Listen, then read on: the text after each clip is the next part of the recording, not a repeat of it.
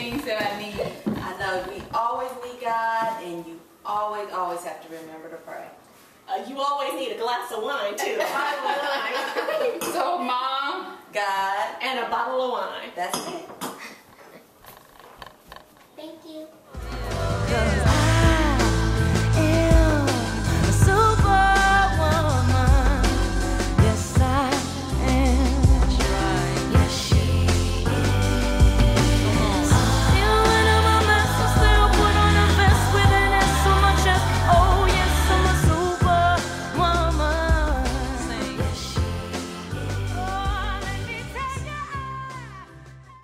what do you think about when it comes to buying your children something? Do you think if you buy one, you buy all, that should be the policy? Or my husband, he's sort of like that. He feels like he wants, if he gets one, he needs to get them all. And I feel like, well, she's the only one that needs shoes, so she's the only one that gets shoes. Oh, that's a good. No, absolutely not. I believe that you should buy on an as-needed basis, with the exception of it's school time. Right. We're going to go school shopping. So, you know, Oh, we don't get new school shoes. We get shoes after like 3 weeks after school. It's like, okay. Uniform children, so that's And why also, all like when we uniform. grew up, we expected new school clothes. I think parents instill the expectation of their Right, like it's children. Christmas or something. Right, Yeah. right. We like, oh, I get to wear my new clothes on Monday. You Yeah. know, just not. but that. no, though, in the respect that if Amy needs something, then you buy it for Amy. Right. And because the kid has to learn that in life, just because the next one has it, Right. doesn't mean you get it. Because maybe it's just not designed for you right now. So, I'm very guilty of that, and I agree with Carl that you shouldn't buy for both the kids. My son, So he thinks that we should buy for. No, I agree. Yeah. I agree with what you're saying, but I'm guilty of doing it. So Malachi does not need any shoes because anything that Micah outgrows, Malachi can fit. But I feel guilty with Micah having some brand spanking new anything, and Malachi not having any. Yeah, Malachi now has all the hand-me-downs plus new stuff. He doesn't even wear half the stuff that he has. Right. He wears one thing and he'll wear it every day until I tell him he doesn't care at all if he has something new or old. But I just feel guilty. why would you feel guilty? You don't need to feel guilty.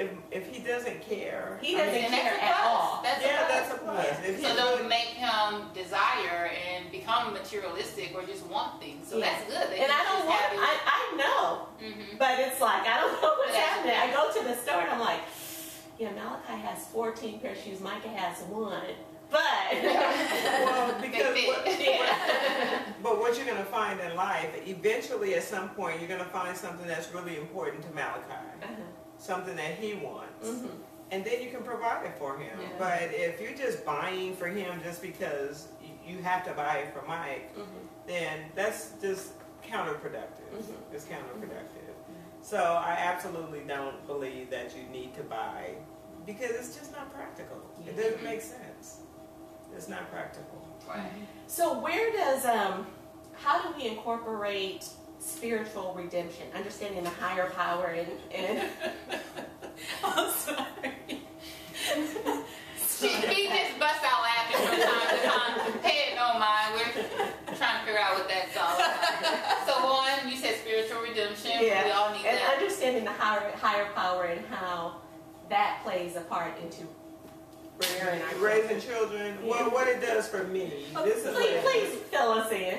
I don't know. I'm just trying to. I'm good. I'm Yeah, sorry. Yeah. Some people twitch, she laughs. So, Right. when you talk about good child versus bad child, that's when you need your spirituality. That's when you really need it. Because as a parent, you've grown up, or your children have grown up in the same household, you've given them all the same advantages, Right. and you basically have given them the same love and attention. One decides to go to the right, and the other goes to the left. You're not responsible for that. Ultimately, you are not responsible. So what if you think like, well, maybe if I would have encouraged him more, he would, or encouraged him to be an independent thinker. I thought too much for him. Do you still hold yourself responsible to if I would have done these things differently, or do you understand that I did my best? And there's no such thing as a perfect parent, and you can't predict what what the shortcomings may end up being. That's what you need to keep in mind at all times. That's what you need to allow yourself at all times, is that I did my best as a parent. Whatever stage of the game you were at as a parent, example, I was 18 when my son was born. I was 30 when my daughter was born. So, of course, I was in a different space when my son was born and as opposed to when my daughter was born. With my daughter, I could give her more stuff. With my son, I couldn't give him as much as I could give, you know, materialistically. But same amount of love on both fronts. The same amount of love, that's key. Because you can't, do you agree that you cannot treat your children the same? They're different personalities. They're different personalities, and in my situation, of course, I had almost a teenager and then an infant. So I even had to explain to my son one time when he was maybe about 13 or so, well, you spend all your time with her and you don't have time for me. And so I really had to sit down and explain to him. I'm like, look, son, you don't want to sit in my lap every day. No, really. I mean, really, this is a 13-year-old boy that's having this crisis here. Right. You know, I'm like, you don't want to sit in my lap all day. You don't want me taking you to school. Mommy's little baby. But, you know, I do think they want us to do different things. My son is very affectionate, but I can no longer hold his hand in public. And then it went to his wrist, but now I can't hold his wrist. So he says, Daddy holds me behind the back of my neck. But I hold their hand and I just walk with him. So he still wants the connection, but he's just like, but you just can't show it like this. You know?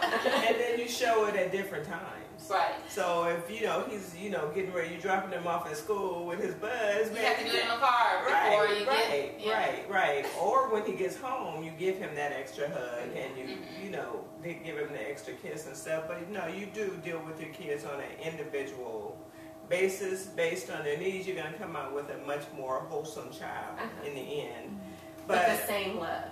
Same amount of love at all times. You know. Let me ask you this is what I worry about, is resentment. I feel like when I raise my children that I pray that they feel like I've done my best. They know I've done my best and that they don't resent me for certain things. Have you ever dealt with any thoughts of, well, Mom, you never did this, you know, like there's been an issue that you felt like there was a bit of resentment there? Well, you know what? I don't feel any resentment from my children. I did have a conversation with my son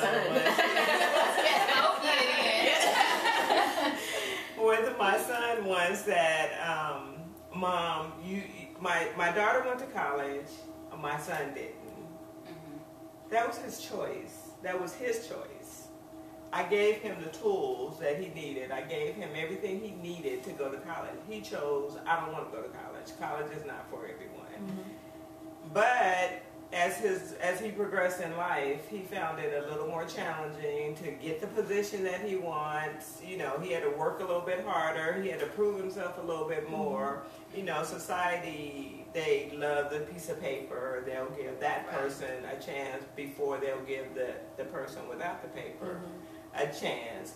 But when he told me that, Mom, you should have made me go to college, I told him with conviction, when I wake up and I look at myself in the mirror, I did everything I could do for you. I did everything I could do. I have no regrets about how I raised you. I have no regrets because I know that I gave you the very best of what I had to give. I know that. And even though he didn't go to college, he was always telling his sister, you better listen to Mom. You need to listen to Mom. You need to pay attention. You need to go to college. You need to go to college. You know, so... He got it. He just didn't choose to apply it. Yeah. What about the cases where there is clearly a parent who probably didn't make the best decisions, but they were doing the best that they knew how at the time? Although later in life, you realize you was messing me up. Right, you were messing me up. But they were doing the best that they could. Maybe they were in survival mode, or how do you deal with I guess that sort of resentment, or even for a child, for the forgiveness of that? Well, once again, love is just powerful. Love is just the thing that every kid needs. Kids can rationalize, they can understand, and they're very, very forgiving. If they know that you love them and they know that you gave them the best of what you had to give, even though what you had to give wasn't a whole lot. Right.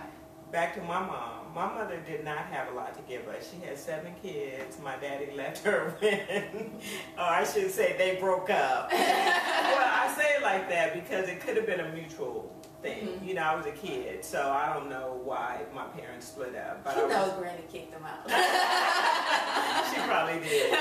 She probably did. But due to the fact that they separated, we struggled.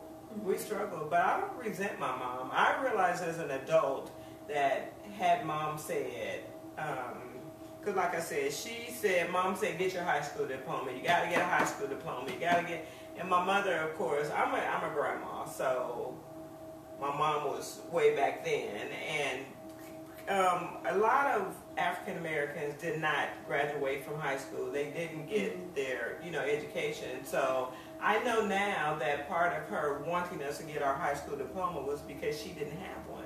Right. But my mother never told me she didn't have a high school diploma. I figured that out later on in life. So she asked for that and she got it. She got 7 of them. She had 7 kids. She got 7 high school diplomas. Some of us went on to further our educations, but love is the key. That's just the bottom line is if you love your children, you're going to, regardless of what you have financially or whatever your status is in life. I see kids, I've seen children that have the benefits of money. Right. That's not what they want. That's not what they care about. That is Doesn't not matter what at the they end of the care day. about. At the end of the day, the money is not what's important. And what about those children who do feel that if mom had only done this, but the mother knows I did my very best? How do they not take the fault? How do they accept and recognize that I've done the best that I can? Well, the kids are going to fault you if you allow them to. Okay. I don't. So you beat them? No, I don't accept excuses. You cannot use the fact that your daddy wasn't here, so that's why you're a thug. Right. I'm not playing it. I am not playing that. You have way too many examples in this family to, you see your uncle, living on a hill, house on the hill, driving a Mercedes or whatever, and then you have your other uncle that, every time you see him, he's asking somebody for $1. Right. $2. Right. We know what she's talking about. Anyway. You have examples. People go, the kids go, well, I didn't have a role model. Yes, you did. Yes, you did. Right. I was your role model. Right. Because boys are real good to say, well, I didn't have a daddy at home. It's like, you know what? I was your role model. I got up every day, went to work, came home, put food on this table, and made sure you had a roof over your head. So don't accept excuses. You know what? The fact that you got a D in that class, don't look at me and say, well, mommy, you didn't make me study. I'm not accepting that. That's unacceptable. That's unacceptable. And I have one final question for, what about for I guess the kids, probably now grown adults, who didn't have good role models in their home. They just simply didn't.